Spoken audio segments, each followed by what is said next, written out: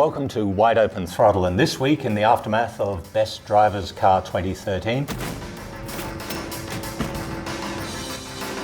we've got the Motor Trend crew back together to discuss the results and some of the reactions. So we'll kick it off, but before I go, just a reminder to stay tuned through to the end of the episode because we've got a little surprise for you. Anyway, Best Drivers Car 2013, Porsche 911 Carrera 4S is the winner. A little bit of a surprise even to me because I expected an all-wheel drive version of the 911, a little more weight, a little less clarity in the steering in the past, not to be so good, but with this new 911, they've done something special. You don't even notice that it's all-wheel drive when you're pushing it hard. I don't think Randy knew until he got off the track that it was all-wheel drive. And yet it was faster around Laguna Seca. Well, he was saying he was watching, I think, the torque split front to rear and noticing that actually most of the time when he was driving it, all the power is coming to the rear. It's a really smart all-wheel drive system in that it seldom sends power to the front. But what's crazy is they didn't up the power, so they added weight and it was faster.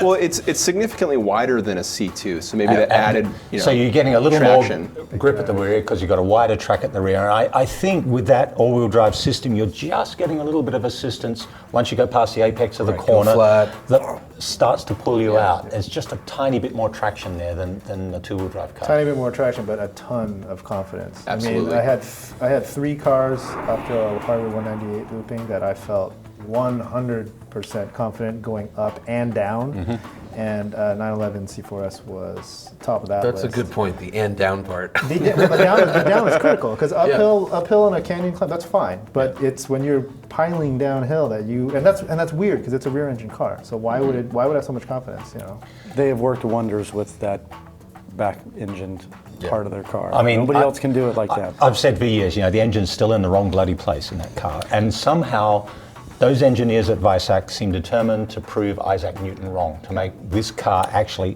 And they are.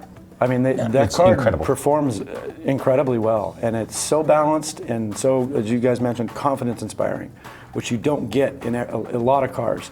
But all these Porsches, man, they have got the fine-tuning the done. transmission, everything. So people are going to say, well, come on, how much did Porsche pay you for this? Yeah, because it's not just this year, it won last year. Yeah. In the last, how many years have we done this? We've also had the Cayman, one. And then the GT3 one. And the GT3 one as well. Yeah. So, we're not getting paid by Porsche. They're actually an incredibly cheap company. Yeah, that's true. We've asked, damn it. They actually make really, really good cars. And what I think what really impresses me always with Porsche is that whenever you get into a 911 or a Cayman, one of the sports cars, you know this is built by a car company that has been racing at Le Mans for 50 years. It's like, this is what they do. Yeah. And they haven't lost their way. There's other manufacturers that are race-winning, proven vehicles that have seemed to have lost their way a little bit. They've gotten a little soft.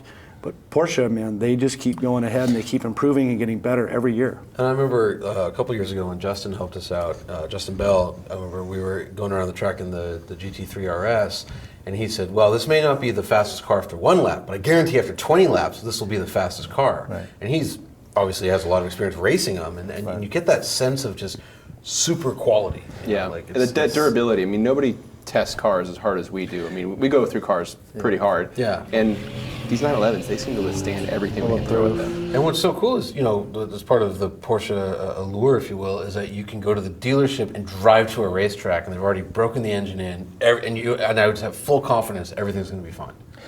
There are a few surprises in the results this year. I mean, let's jump to let's jump to the one that everyone's going to be honest about and is honest about, the Viper finishing last. Yeah. Well, should have sent us the car we asked for. Both American cars finished last place, so clearly it's a big conspiracy. Focus is not an American. Focus is not an American car. Engineered in Europe, it's a global car. Very good You're point. ruining the joke. Back to the Viper. Hey, Fiat owns Chrysler. Listen, ruining the joke. Nobody has heard it more than I have from the management over there. Ralph has been honest about how we've positioned the Viper in other comparison tests and in this one. And to be quite honest, 12th place out of 12th, in some ways it should have been a DNF. It should have. We basically should have said it didn't finish. We had a number of problems with the car, the way it was prepped, the way it was sent to us. The seat bolts were loose on it. We lost. Shall we run through them? Well, the hood vent flew off on the road. Whoa! Something literally just flew off the hood. Hood vent. This driver's seat wasn't bolted in. The bolts weren't even finger tight. The front tires were Pirelli P0s. The rears were Corsas. The brakes locked up during figure 8 testing. I think fortunately we were going That's slow. the biggest problem. And also the brake pedal. locked up. Like didn't Yeah, car the rear would not brakes car just would not move. came on. Yeah. And then the brake pedal on the motor, the adjustable pedal part. Yeah, that part broke as well. So And I might be missing something, but I guess It was an early build car. We know that. it's unfortunate. But again, that's the car they sent us. They knew what this car was going for, and with our history with the Viper, because we've kind of documented that since December with the first time we put it up against the ZR1, I expected a lot better from them. The car should have been prepped properly.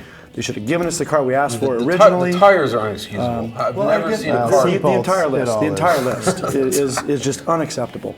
It is a shame though that the Viper did finish so low because I actually ranked it pretty high. I put it I think as high as 3rd. I think Johnny you were. I had up it there pretty too. high too. It was like a 5th. In terms of the drive. In terms of the drive, 198. 198. Amazing. I think I trapped like one of the fastest speeds heading up the hill, and it's a car you do have to like learn and get used to and really believe. And that's I think a lot of the problem. There wasn't a lot of confidence from a lot of our drivers. They didn't feel it. You know, especially under braking, the car kind of wiggle around. And I think like I've had a lot of experience in this new generation of Vipers just because of all the videos and stuff we've done.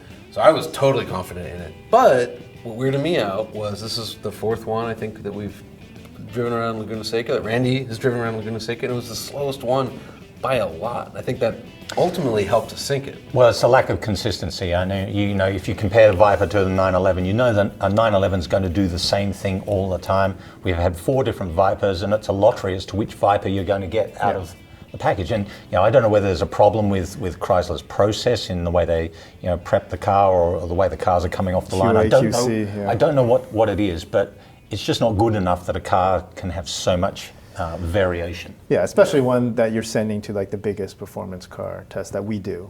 But that they know all about. So what were the other surprises in there for? Well, I just want to throw in too, the Focus got 11th because it had no brakes after its lapping session. That was a surprise. We could not drive it home. Now, to be fair, it wasn't the pads or the rotors. We think we boiled the fluid because the brakes were kind of there, but there was just no more pedal. And we did just have Jamal Hamidi on here, who did kind of explain that. I think we had the mindset that ST means the T means track, and he was. And it does. He was backpedaling at the time. That car is made to run they can a say track. until they're blue in the face that car is not intended for the track, but Can't spell the way street that without thing ST. drives, the way that thing drifts. I have a picture of that thing on two wheels. Yeah.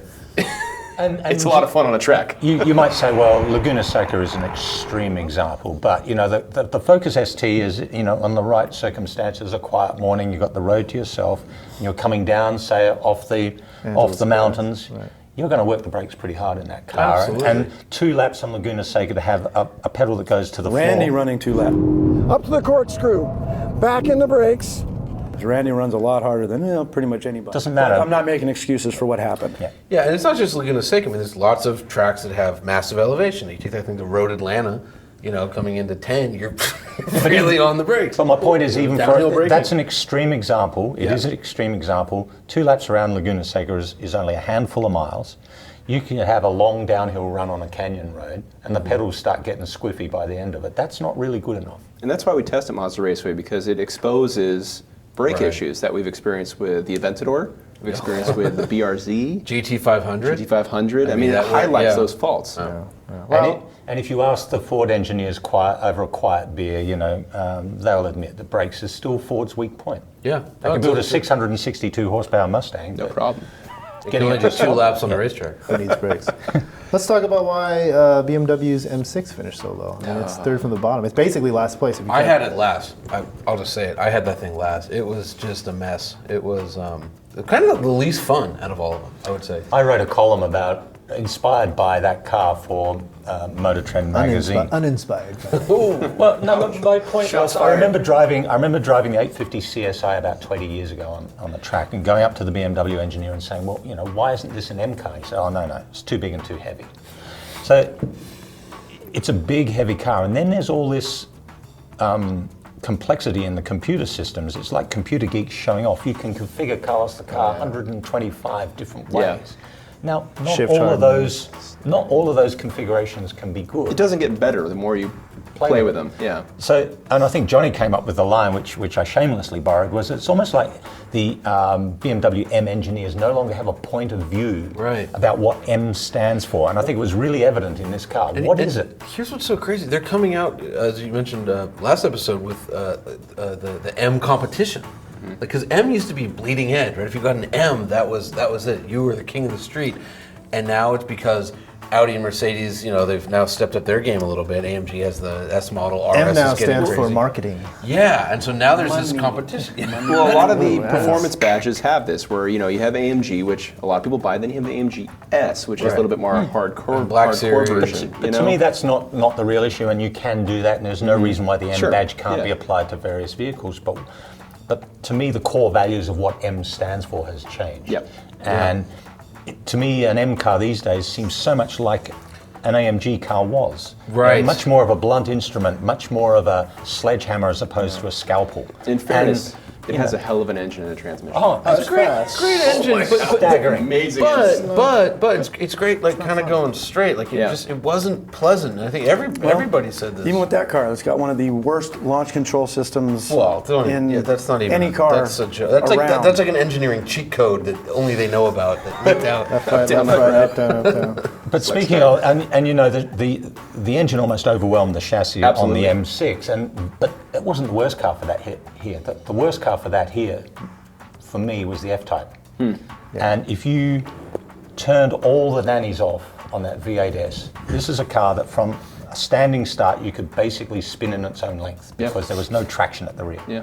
And it was Sounded almost- great doing it. I love that car so much. Sounded so good doing it. No, but it's a sketchy thing around Laguna Seca because, I mean, that throttle is basically yaw input. It's like, oh, okay, two sideways, come back out of it, and it's so easy to get yourself in trouble in that car. And our testing director, Kim Reynolds, would argue that we picked the wrong Jag. He really Should have had the V6 S. Which he instead. said, Because it's lighter, Yeah. you don't need Balanced. that hooligan power. and it was one of those like, we'll take the big engine. Because here's the thing, if we had picked the V6 S, all of you guys out there in the comments would, why didn't you pick the V8? And it would do bad in the drag race. And Blah, blah. So. But it is a little bit, and look, you guys all know I love a car that goes sideways, having driven rally cars through the years, but that one was almost too much for me, and that's saying something, because you turn all the nannies off, it's a white knuckle work. ride. I love that car though. I mean, to me. Yeah, but driving up 198 with it in sport mode, you could drift it, and it felt really, really good. And to me, maybe there's a difference between like sports cars and supercars. Even though the 911 I know isn't a supercar, it really has like all the capability in the universe. And to me, top down with that noise and the Jag, that to me was the most sports car like. It was And so kudos to Jaguar. I've waited 20 years for this car to appear, and it's better than I could have imagined. Because I know what Jags were. If they bought that car out 20 years ago, it would have been too heavy, too slow. Dumpster fire. Yeah, I mean, they could have really softballed that car and made it not near as fun. This is an enjoyable. It puts a smile on your face. It does. It puts a smile on your face. So we always try to do things to minimize the variables at Best Driver's Car. We use the same track every year. We use the same race car driver, Randy Popes. Little tendency to get loose. But the big question we always get is, what about the tires? So we had an expert out there with us from Tire Rack explaining why that's just not possible. Woody, so you're the tire expert here with us. Now, I'm going to ask a question that all of our readers always ask us, and that is, why don't we test all these cars on the exact same tire? Well, as simple as that may sound in principle, in reality, it's really not a good idea. I mean, the tires that end up being on these vehicles from the vehicle manufacturer are very highly tuned, like every other part of the car, and they're an integral part in helping maximize the performance of the car. You can neutralize each car's performance capabilities if you put the same tire on every car.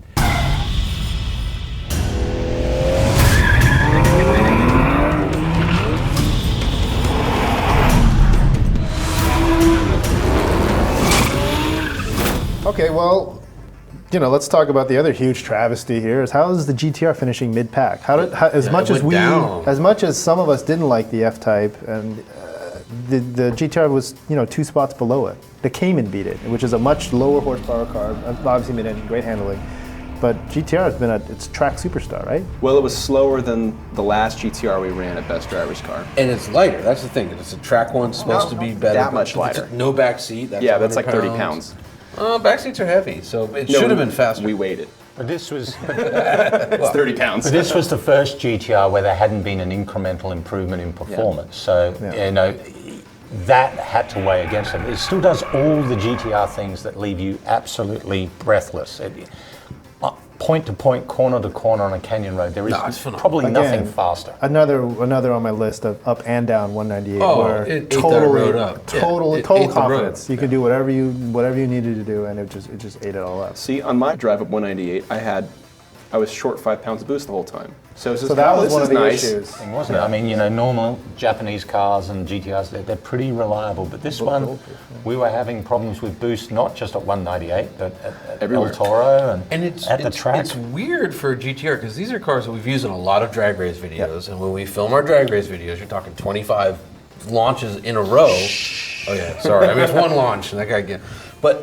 And that thing's bulletproof. Yeah. And this one, three times the lost boost. So our understanding may be that it's really sensitive to octane rating. And we, of course, have 91 octane fuel in California. And sometimes, you know... And they are pushing, I think, the outer limits of that V6 engine. That shouldn't take away 5 pounds. 5 pounds of boost means the computer's like, I'm saving the engine from something. Exactly. Well, yeah, one octane off, man. It's sensing some knock and bam. Which begs the question. I mean, again, so that shouldn't be excused. California is a big market for GTR. They know we've got 91 octane here. Biggest market. And I think Ed's right. I think that engine, 545 horsepower from that 3.8 litre V6, it is absolutely on the edge of destruction. Yeah. And so the computer's just saying, whoa, hang on, we need to back things off a bit here. Otherwise, It's nice that it does that. Yeah, absolutely, but it kind of spoils the fun when you know, it just, again, it takes the consistency away from the car. Which Godzilla are you going to get out in the morning? Is it going to be the, you know, And also the big grumbly one, or the one that's going to go off and sulk somewhere? That's what the GTR is about. It's when you hit that 15 pounds boost and incredible. that top end rush, it's mind blowing. And when you don't get it, it's really disappointing.